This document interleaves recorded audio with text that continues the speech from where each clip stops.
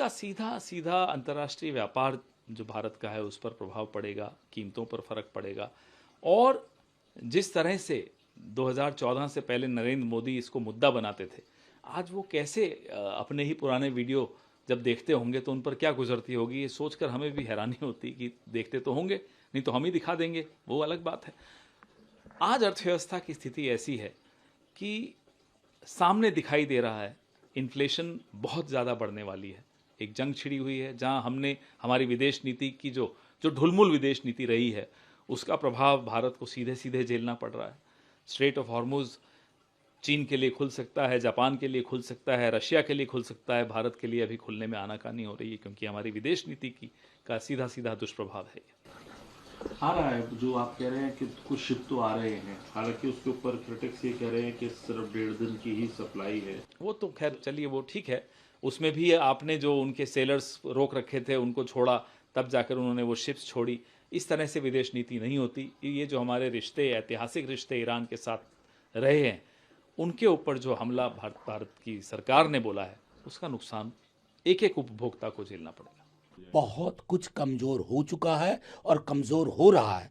आप अपने पुराने आर्काइव निकालिए, क्योंकि मुझे स्मरण है बड़े बड़े नेतागण including my prime minister of today, वो कहते थे साख गिरती है, रुपया फलाने की कीमत को पार कर गया। अब हम कहें कि अब मार्गदर्शक मंडल में भी कोई नहीं बचा जिसकी उम्र को पार ना कर गया। लेकिन कोई पब्लिक लाइफ में ना ये कहने का जज्बा होना चाहिए। अगर आज आपको लगता है कि इतना गिरने के बाद भी हमारी इकोनॉमी स्थिर है तो कहिए उस वक्त के लिए माफी मांगिए, हमने गलत बोला था। ये सरकार चुप है, चुप रहेगी। रुपया जब गिरता है तो सिर्फ रुपया नहीं गिरता, क्या देश की साख प्रतिष्ठा गिरती है। ये मोदी जी के शब्द है जब वो मुख्यमंत्री थे और कांग्रेस की सरकार यहां थी। तो अब जो रुपया अब की बार 100 के पार डॉलर्स की तुलना में गया है और मोदी जी और उनकी सरकार, उनके वित्त मंत्री सब चुप बैठे हैं, आवाज तक नहीं निकाल रहे हैं। भारत की अर्थव्यवस्था जिस तरह से डगमगाई गई है, रुपया जिस तरह से दर दिन गिर रहा है, तो मुझे लगता है नरेंद्र मोदी जी देश का नेतृत्व करने में अब सक्षम नहीं रहे। युद्ध तो है, आज युद्ध है, कल तो युद्ध नहीं था ना। जब रुपया गिरना शुरू हुआ, जब से मोदी जी प्रधानमंत्री बने,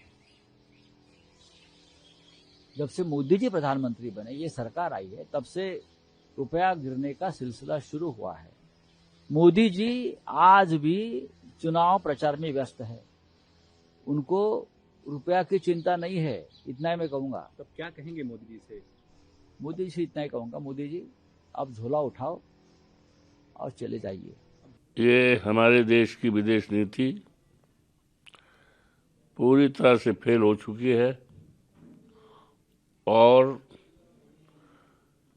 इस दिशा में सरकार की तरफ से किसी प्रकार का कोई सार्थक और कारगर उपाय सुधारने के लिए नहीं किया गया, जिसका परिणाम हुआ कि आज हमारे देश की मुद्रा शक्ति, purchasing power of money day by day घटती जा रही है। इसका असर हमारी अर्थव्यवस्था पर बहुत बड़े पैमाने पर पड़ेगा, हमारी खेती पर और हमारी बाजार पर और हमारी डेयरी पर, सभी क्षेत्रों में इसका प्रभाव पड़ेगा।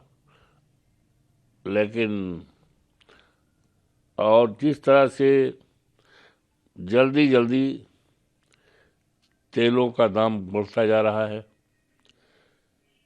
और आज तो रसोई गैस की इतनी हालत है कि लंबी लंबी लाइन, कतार, पुलिस को तैनाती की जा रही जहाँ से ये रसोई गैस वितरित होता है, सरकार की ये गलत नीतियों के कारण देश को भुगतना पड़ रहा है।